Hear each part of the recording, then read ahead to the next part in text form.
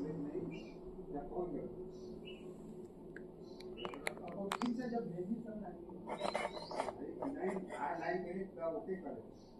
Online माने दे देंगे। अब वहाँ से जब हम भेजी तब हाँ वो करिए अपने साथ करिए सरकार देगा करिए आपको ध्यान देगा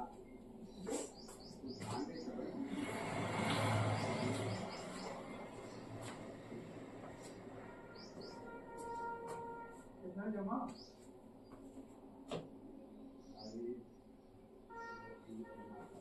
hello everyone, welcome to my YouTube channel product. कैसे हैं आप सब? बहुत अच्छे से होंगे। पिछले वीडियो में हम लोगों ने क्या सीखा था? पिछले वीडियो में हम लोगों ने ये देखा था कि एल्केन का केमिकल प्रॉपर्टीज क्या होता था। केमिकल प्रॉपर्टीज में हम लोगों ने कई सारी चीजों को समझा था, जाना था। बेसिकली अगर हम लोग बात करें तो एल्केन हाइलाइट को समझे थे। हाइलाइट जितने भी होते थे, मतलब हमारे पास एस के फ्लेवर कौन कौन से होते थे, इसको भी समझा था। अगर हम लोग ऑर्डर के बेस पे बात कर लेते थे, मतलब कि कौन ज्यादा रिएक्टिव होता है, तो हम लोग सबसे ज्यादा जानते थे कि फ्लोरीन होता है। देन फिर उसके बाद क्लोरीन, फिर ब्रोमीन एंड आयोडीन। हम लोगों ने दो केसेस बहुत अच्छे से समझा था। दो केस में कौन सा समझा था? पहला ये था कि फ्लोरीन जो होता है वो मोर रिएक्टिव है, लेकिन वो क्या करेगा वो जाने थे हम लोगों ने। अगर मैं ऑर्डर की बात करूं, देखो अगर हम लोग यहाँ पे रिएक्टिविटी ऑर्डर की बात करूं तो फ्लोरीन सबसे ज्यादा, फिर उसके बाद ब्रोमीन, फिर आयोडीन होता था। फ्लोरीन क्या होता था बेटा? Very fast. ठीक, अगर हम लोग बात करें तो ये बहुत तेजी से रिएक्शन करता था और आग लगा देता था। क्या करता था? आग लगा देता था। रिएक्शन हमको समझ में नहीं आ रही थी। फिर इसके बाद अगर हम लोग इसकी बात करें तो ये बहुत स्लो रिएक्शंस करता था। क्या करता है बेटा? बहुत स्लो।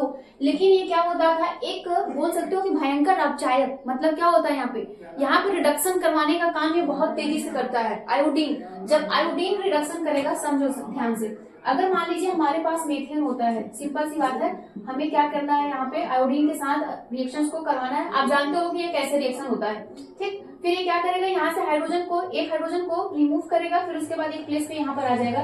तो ये कुछ इस प्रकार से बनेगा। समझ पा रहे हो कि नहीं? यहाँ पर HI हो जाएगा, ये इस प्रकार से बनेगा। ये 3 है बेटा, यहाँ पर इस प्रकार से बनता था। लेकिन आयोडीन क्या है, यहाँ पे इसको क्या करवाने लगेगा? रिडक्शन जब करवाने लगेगा, यहाँ का आयोडीन क्या करवाने लगेगा? रिडक्शन, मतलब अपना हाइड्रोजन निकाल के इसके पास भेजता रहेगा। तो ये बार बार बेटा CH4 में कन्वर्ट होता जाएगा। मतलब आपको ये पता ही नहीं चलेगा कि ये रिएक्शन हो रहा है कि नहीं हो रहा है। समझ में आ रही बातें? मतलब शुरू से फिर से जैसा था ये वैसा का वैसा ये बन जाएगा यहाँ पर।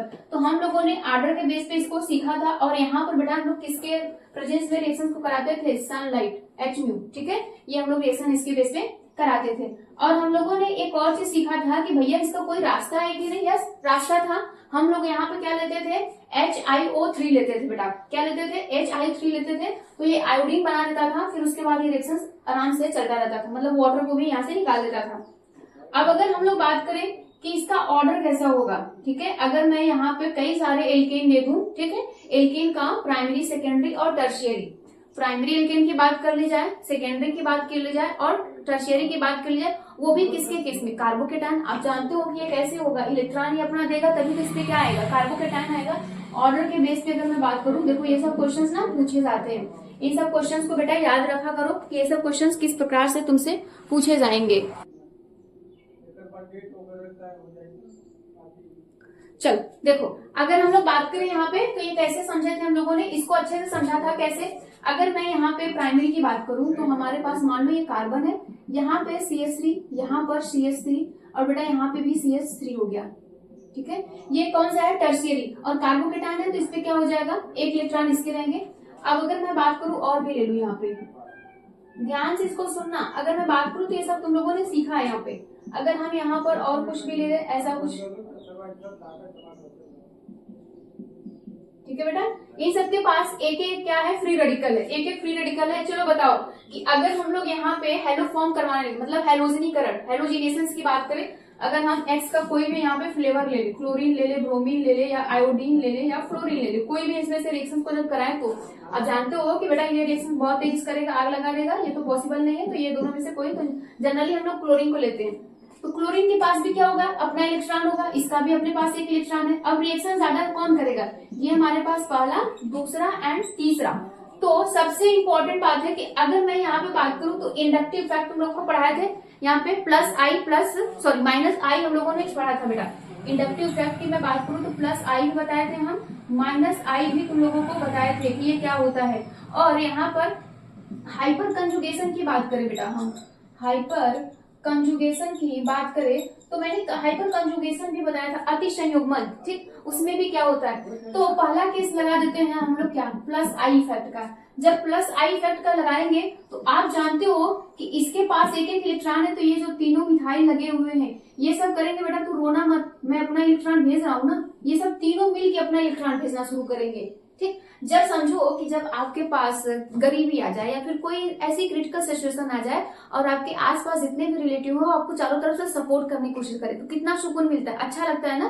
तो वहीं पे ये सब है कि इसके पास एक इलेक्ट्रॉन है, इसकी बॉन्डिंग कंप्लीट नहीं है, बेचारा रो रहा है, तो ये सब बोलेंगे तू परेशान मत हो, मैं अपना इलेक्ट्रॉन भेजता रहूंगा, ठीक। तो कभी ये कभी ये कभी ये ऐसा कुछ। और इसके पास क्या है कि गरीबी तो आई, बस इसके पास 2 ही लोग हैं, इसके पास क्या है बेटा, 1 लोग है।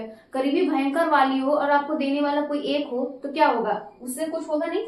और यहाँ पर ये देने वाले इलेक्ट्रॉन होते हैं, तो इसके भी बेस पे हम लोगों ने, इसके पास ज्यादा है तो भैया ये क्या करेगा, ज्यादा तेजी से रिएक्शंस करेगा, ज्यादा स्टेबल होगा। और दूसरी बात, सबसे इंपॉर्टेंट बात, हाइपर कंजुगेशन। हाइपर कंजुगेशन में हम लोगों ने क्या सीखा था बेटा, अल्फा, हम लोग हाइपर कंजुगेशन में अल्फा हाइड्रोजन की बात करते हैं और अल्फा कार्बन की बात करते हैं। कौन, जिससे लगा होगा, जिस कार्बन के पास कोई भी फ्री रेडिकल हो या फिर कोई भी फंक्शनल ग्रुप हो, उसके अगल बगल वाला कार्बन ही क्या कहलाता है, यहाँ पर अल्फा कार्बन कहलाता है। क्या कहलाता है, अल्फा कार्बन। और अल्फा कार्बन से लगे हाइड्रोजन को क्या कहते हैं हम लोग, अल्फा हाइड्रोजन कहते हैं। यस या नो, क्लियर है। अगर मैं इसकी बात करूं तो इसके पास क्या है, यहाँ पे फ्री रेडिकल है, तो बेटा ये कार्बन सब क्या है, यहाँ पे अल्फा कार्बन है, तो 3 अल्फा कार्बन है। तीनों अल्फा कार्बन के पास यहाँ पे कितने हाइड्रोजन है, 3 3 6 9, ठीक है, 9 यहाँ पर क्या है, सबके पास है। तो अल्फा हाइड्रोजन की संख्या यहाँ पे कितनी है, 9। यहाँ पे कितनी है बेटा भैया, यहाँ पे 6 है, ठीक है। और यहाँ पे मेरे लाल कितना है, यहाँ पे आप बोलोगे कि मैम 3 है। तो अब तो तुम जान गए कि जिसके पास अल्फा हाइड्रोजन ज्यादा रहता है वो ज्यादा तेजी से रिएक्शन करता है, वो कार्बोकेटायन ज्यादा स्टेबल होता है। यस या नो, तो आप बोलोगे कि सबसे तेज ये रिएक्शन करेगा, फिर ये। क्लियर हो गया। ये क्वेश्चंस नीट वगैरह में कई बार पूछे जाते हैं। बेटा मैं तुम लोगों को एक कैप्सूल बात बता देती हूँ कि अगर आपके पास, देखो ये 2 डिग्री है, सॉरी ये 3 डिग्री, 2 डिग्री, 1 डिग्री, तो ये इस प्रकार से होता है। मैं आपके पास बता देती हूँ कि जो भी बच्चे नीट का एग्जाम देना चाहते हैं ना, एनसीईआरटी को लाइन बाय लाइन एकदम चाट लिया करो। एनसीईआरटी से बाहर कुछ भी नहीं पूछता है, पूरी एनसीईआरटी होनी चाहिए। तुम्हारा बायोलॉजी, केमिस्ट्री, फिजिक्स सब एनसीईआरटी का एकदम लाइन वाइज लाइन, 11 12 पूरी एनसीईआरटी होनी चाहिए। आप वहां से एकदम पकड़ को मजबूत कर सकते हो, ठीक। जहां तक अगर आपको लगता है कुछ भी नोट करने लायक तो आप नोट कर लो, जल्दी से करो यहाँ पे।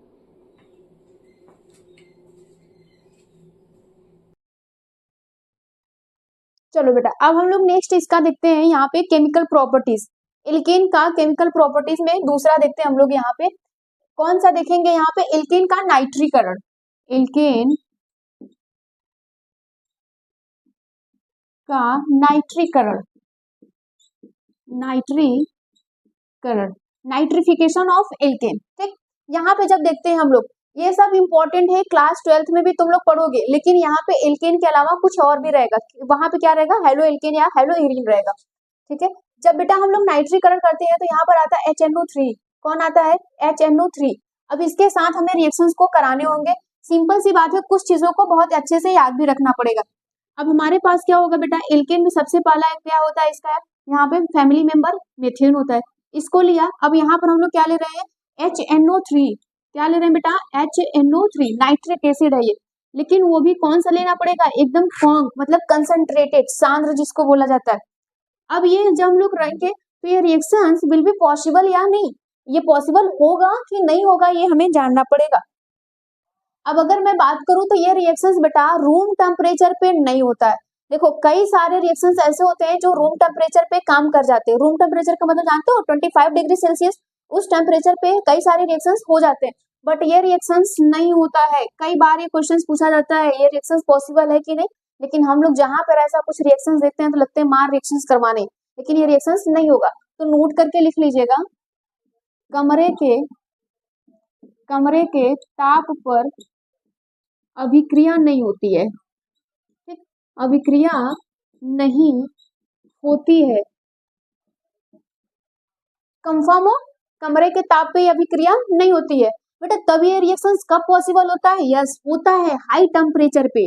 ये रिएक्शंस हाई टेम्परेचर पे होता है, जब यहाँ पर आप बेटा कॉन्क HNO3 ले लो और यहाँ पे उच्च तापमान दे दो, कितना 400 डिग्री सेल्सियस से आपका होना चाहिए 500 डिग्री सेल्सियस, ठीक है, 500 इतना होना चाहिए।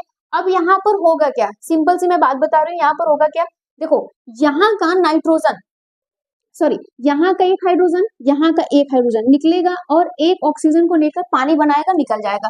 तो यहाँ पे बेटा क्या बचेगा, सिंपल सी बात, CH3 बचेगा। यहाँ पे तो कुछ भी नहीं बचेगा, लेकिन बचेगा क्या, नाइट्रोजन और 2 ऑक्सीजन, NO2 ये बचेगा और यहाँ से वाटर निकल जाएगा। ये इस प्रकार के रिएक्शंस यहाँ पर होती है।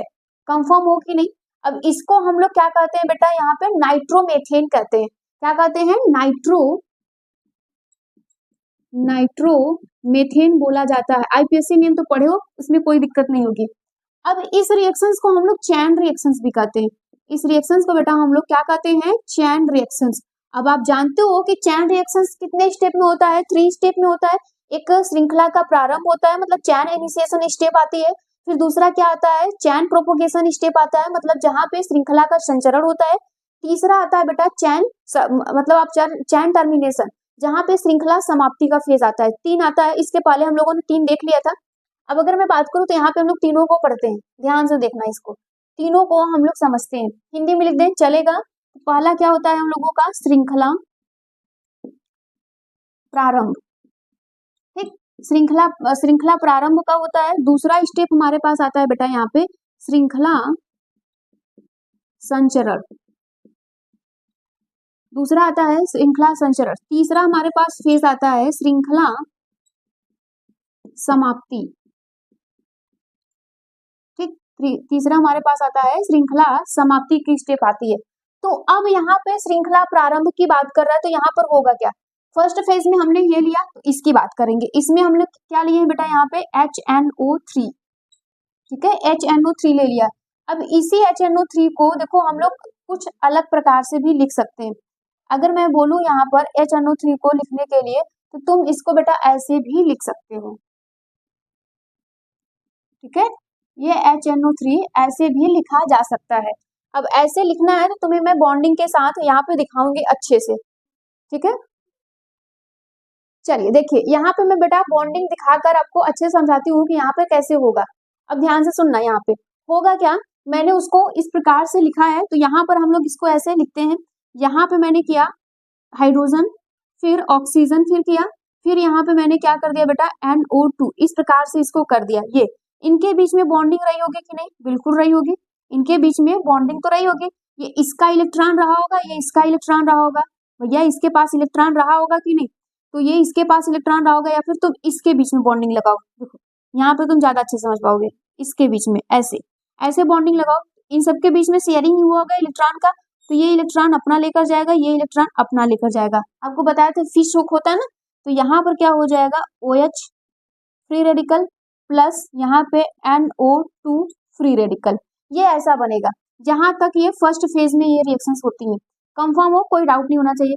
दूसरे फेज में हमारा कौन आ रहा है, मेथेन आ रहा है। दूसरे फेज में हमारे पास कौन आ रहा है बेटा, मेथेन आ रहा है। तो इस मेथेन को मैं ऐसे भी लिख सकती हूँ कि नहीं, इस मेथेन को मेरा मन करेगा तो मैं ऐसे लिख दूं, कंफर्म हो कि नहीं, बिल्कुल इस प्रकार। तो यहाँ पे मैंने क्या किया, CH3 कर दिया, इसकी बॉन्डिंग को दिखाया। पहला अटैक यही होगा, क्यों, क्योंकि हमको वाटर को दिखाना है, वाटर लेकर निकल रहा है। तो यहाँ पर ऐसे लिख दो, यहाँ पे पहला तुम चाहो तो इसको लिख दो, ठीक है, इसको यहाँ पे, तो ये OH है, ऐसा लिखा जाएगा। यहाँ पे बोला जा रहा है बेटा कि आपके पास जो चैन प्रोपोगेशन में स्टेप होता है, चैन प्रोपोगेशन में जो बोल रहा है कि यहाँ पे बेटा हम लोग चैन प्रोपोगेशन की बात करते हैं। चैन प्रोपोगेशन में क्या होता है, इसके पास क्या होगा, इलेक्ट्रॉन होंगे, ठीक, एक फ्री इलेक्ट्रॉन होगा। यहाँ से क्या करेगा बेटा, ये बॉन्डिंग को ब्रेक करेगा और ये बॉन्डिंग को ब्रेक करेगा, ठीक। ये बॉन्डिंग जब ब्रेक होगी तो इसके पास खुद का इलेक्ट्रॉन लेकर जाएगा अपना, और इसके पास अपना खुद का इलेक्ट्रॉन हो जाएगा। तो यहाँ पे वाटर बनने के चांसेस हैं, ये तुरंत क्या बन जाएगा बेटा, H2O बन जाएगा, और यहाँ पे इसके पास क्या आ जाएगा, CH3, और इसके पास एक इलेक्ट्रॉन आ जाएगा।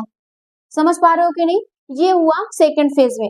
थर्ड फेज में आता है बेटा जब चैन टर्मिनेशन वाली फेज आने लगती है। जैसे ही तुम्हारा चैन टर्मिनेशन वाला फेज आएगा, यहाँ से ये निकलेगा और यहाँ से ये निकलेगा, कंफर्म हो कि नहीं। तो यहाँ पे क्या आएगा बेटा, जहां पर आ जाता है CH3 और इसका खुद का फ्री रेडिकल, और यहाँ पे NO2 और उसका फ्री रेडिकल यहाँ पर। तो ये सब क्या करेंगे, अब आपस में बॉन्डिंग बनाएंगे, इसका एक इलेक्ट्रॉन, इसके एक इलेक्ट्रॉन, तो ये जब बॉन्डिंग बनाएगा तो यहाँ पर हो जाएगा CH3 and O2, और यही तुम्हारा पूरा का पूरा इसमें होता है। इसके पहले हम लोगों ने इसको अच्छे समझा था, अब यहाँ पर हम लोगों ने इसको और आसान तरीके से समझा है। समझ में आ रही है कि नहीं ये बातें? ये सब तुम्हें पढ़ाया जाता है बेटा, ये इंपॉर्टेंट होता है। अब हम लोग कुछ और चीजें के बारे में बात करेंगे। यहाँ तक तो तुम्हारा ये सारी चीजें था यार। इसी तरीके से हम लोग जब सल्फोनेशन कराते हैं ना, तब भी यही काम होता है। जब भी हम लोग सल्फोनेशन भी करवाते हैं, सारी चीजें वही रहती है। यहाँ तक नोट करना है तो नोट करो जल्दी से। चलो देखो यहाँ पे एल्केन का सल्फोनेशन भी यही का होता है, ठीक है। जब सल्फोनेशन हम लोग करवाते हैं तो सल्फोनीकरण, ठीक, सल्फोनीकरण मतलब इसको इंग्लिश में बोला जाता है सल्फोनेशन ऑफ एल्केन।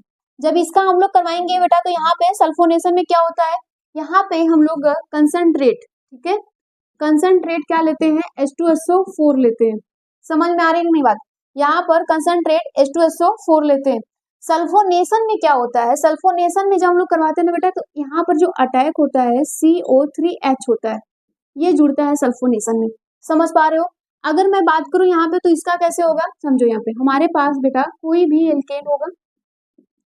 अब हम लोगों ने क्या किया है, कॉन्क H2SO4 लिया सल्फोनेशन करवाने के लिए, तो यहाँ पर क्या बनाएगा, एल्केन, यहाँ पे बनेगा एल्केन, सल्फोनिक अम्ल बनेगा, ठीक। ये तुम्हारे क्लास 12th के लिए बहुत इंपॉर्टेंट होता है। ये क्लास 12th में फर्स्ट चैप्टर में तुमको ये मिलेगा, ठीक। यहाँ पे सल्फोनिक अम्ल में बेटा यही होता है, सल्फोनिक, ये तुम्हारा अटैक करेगा यहाँ पे। अब जरा ध्यान सुनो, इसको हम लोग समझेंगे कैसे, एग्जाम्पल के थ्रू हम लोग इसको अब समझते हैं। अगर मैं बात करूं बेटा तो मैं H2SO4 को कुछ अलग तरीके से लिख सकती हूँ, बिल्कुल इसी प्रकार से जैसे अभी इसके पहले लिखा था। तो यहाँ पे क्या हो जाएगा, HO लिख दिया मैंने, यहाँ पे क्या बचेगा, SO3। समझ पा रहे हो कि नहीं? अब यहाँ पर फिर क्या बचेगा, एक H को और भी तुम लगा दो, क्योंकि 2 H यहाँ पर है तो एक H यहाँ पे लगा दो। इस प्रकार से हम लोग इसको लिख सकते हैं। अब अगर हमारा काम जो है वो तो हमें करना ही पड़ेगा। यहाँ पे हमारे पास एल्केन हो गया, CH3 हो जाएगा, यहाँ CH4 हो जाएगा। अब हमें जैसा था वैसे यहाँ पे लिखना पड़ेगा। तो यहाँ पर हम लोगों ने क्या किया, HOSO3H, ये उसी प्रकार से यहाँ का एक हाइड्रोजन निकलेगा, एक हाइड्रोजन निकला, इसके साथ मिला, पानी बनाया और निकल गया। कंफर्म हो कि नहीं? यहाँ तक तो होपफुली कोई प्रॉब्लम नहीं होगी बेटा। यहाँ से एक हाइड्रोजन निकला, इस हाइड्रोजन के साथ, इस ऑक्सीजन के साथ रिएक्ट किया, वाटर बनाया, निकल गया। तो यहाँ पे वाटर बनाया, चला गया, बचा जो कुछ भी यहाँ पे जोड़ दीजिए, CH3 बचेगा, यहाँ पे SO3H बचेगा। यही तुम्हारा क्या है, एल्केन सल्फोनिक अम्ल है। यही क्या है बेटा, एल्केन सल्फोनिक अम्ल होता है। कंफर्म हो कि नहीं? अब यहाँ पे खास बात ध्यान देने वाली है कि ये तो R है, कैपिटल R का मतलब क्या होता है, एल्केन, ठीक। ये तो R है, क्या ये R बदल सकता है? यस, बदल सकता है, बिल्कुल। नोट करके लिख लेना बेटा, कैप्सूल पॉइंट है ये, नोट करके लिखना। ये इसमें होता है कि जो कार्बन समूह होता है, मतलब जो कार्बन हमारा ग्रुप होता है बेटा, जो कार्बन समूह होता है, इसमें बोल रहा है कि कार्बन में क्या होनी चाहिए, जो कार्बन की संख्या है 6 से अधिक होगा, तभी रिएक्शन बहुत आसानी से होगा। तो लिख लीजिएगा, कार्बन समूह में कार्बन की संख्या 6 से अधिक होगा तो अभिक्रिया अनिवार्य होगी, अभिक्रिया अनिवार्य, ठीक है, अनिवार्य होगी। ये सब इंपॉर्टेंट नोट होते हैं जो आपको लिखना चाहिए, याद रखना चाहिए। इसका मतलब है कि हम लोग अगर यहाँ पे CH4 कराएं तो रिएक्शन नहीं होगा, C2 और यहाँ पर H6 कराएं तब भी रिएक्शन नहीं होगा, C3H8 लें तब भी नहीं रिएक्शन होगा, C4H10 लेंगे तब भी रिएक्शन नहीं होगा, C5 ले लेते हैं, यहाँ पे H10 लेते हैं तब भी रिएक्शन नहीं होगा, C6H12 लेते हैं तब भी रिएक्शन नहीं होता है। मतलब 6 से अधिक कार्बन होगा तो ये रिएक्शंस होगा। ये नोट करके जो चीजें हैं उसको लिखा करिए। एक्सेप्शन है बेटा, केमिस्ट्री हमारी एक्सेप्शन से भरी पड़ी हुई है। केमिस्ट्री पढ़ने का मतलब यही होता है कि आप जो चीजें पढ़ रहे हो उसके अलावा ज्यादा फोकस करो कि एक्सेप्शन कहाँ कहाँ पे, क्योंकि एक्सेप्शन ही तुम्हारा क्वेश्चन ज्यादा पूछा जाता है यहाँ पे। इसको नोट करिए, एक्सेप्शन समझाते हैं, नोट करिए इसको। देखो यहाँ पे एक और भी चीज होती है बेटा, यहाँ पे टेम्परेचर हाई देना पड़ता है। सपोज करिए हम लोग मान ले रहे हैं कि हमारे पास यहाँ पर CH4 है और H2SO4 है, ठीक। जब इसकी अभिक्रिया हम लोग कराएंगे, रिएक्शंस होगी, तो यहाँ पे CH3SO3H बन जाएगा सल्फोनिक, और वाटर यहाँ से रिलीज होगा।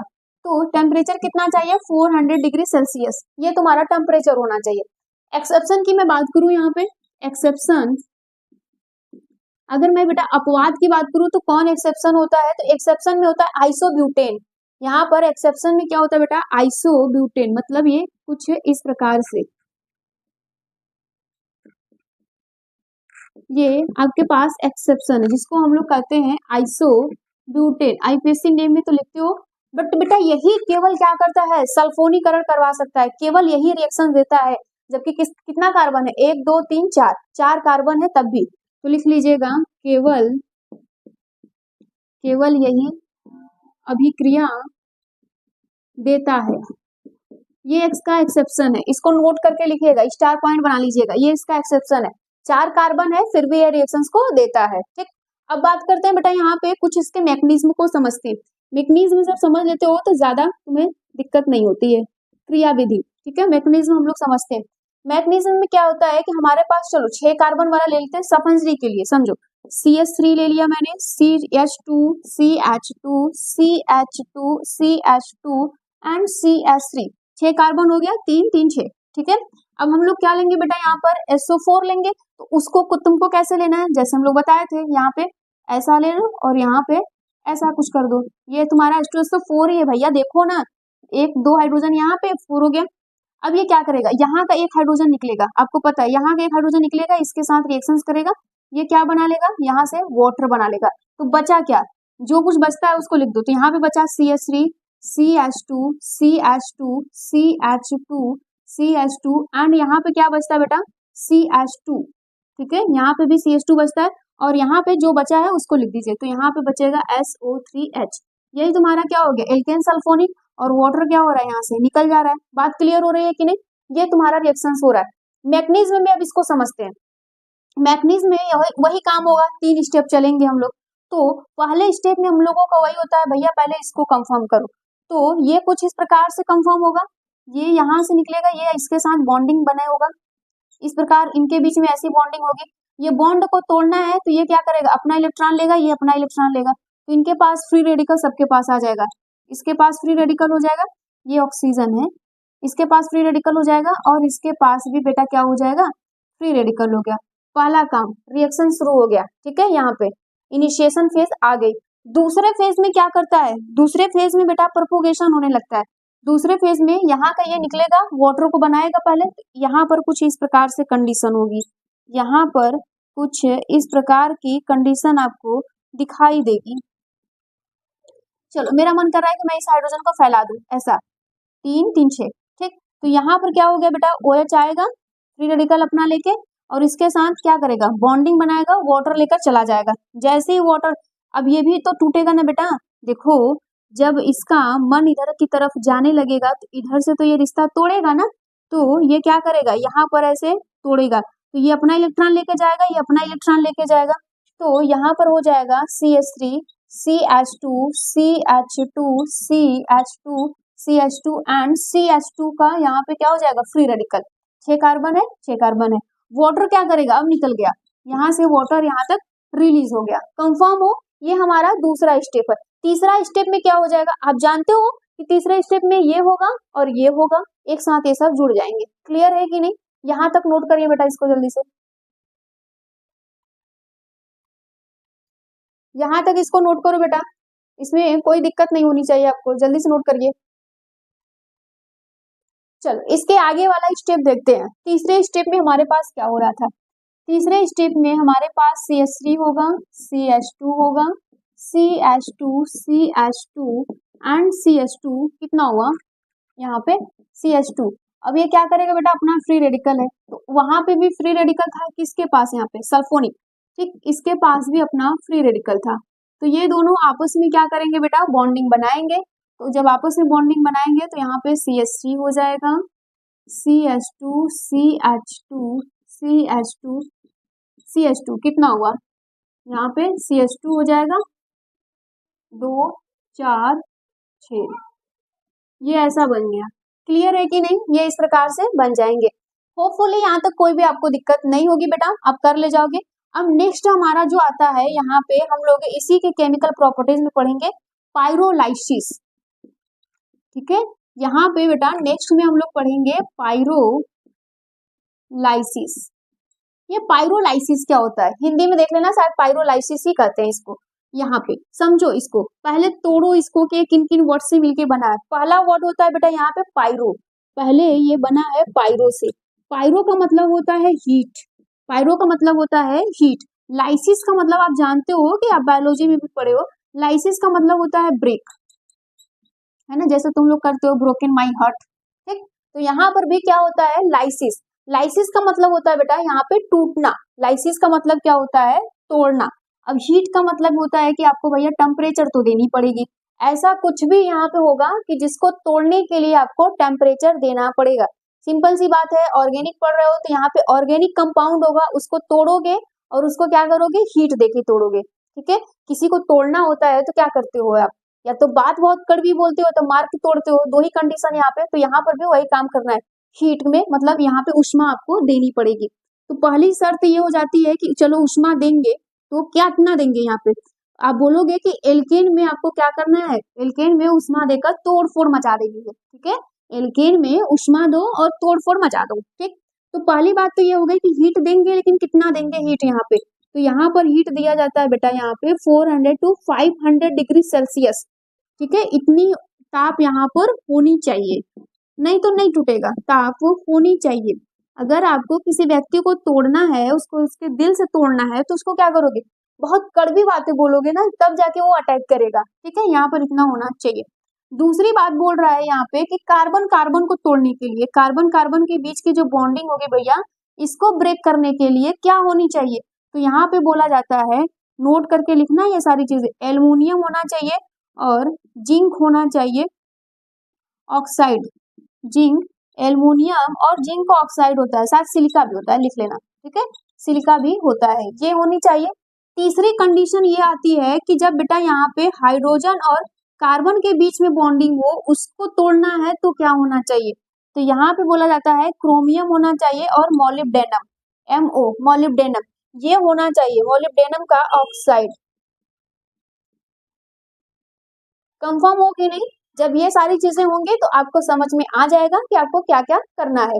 कंफर्म हो, क्लियर हो। इसके आगे बेटा नेक्स्ट वीडियो में इसको डेप्थ में पढ़ेंगे। पायरोलाइसिस इंपॉर्टेंट होते हैं, कई बार ये क्वेश्चंस पूछे जाते हैं कि व्हाट इज पायरोलाइसिस। ठीक, तो ये आपको आना चाहिए।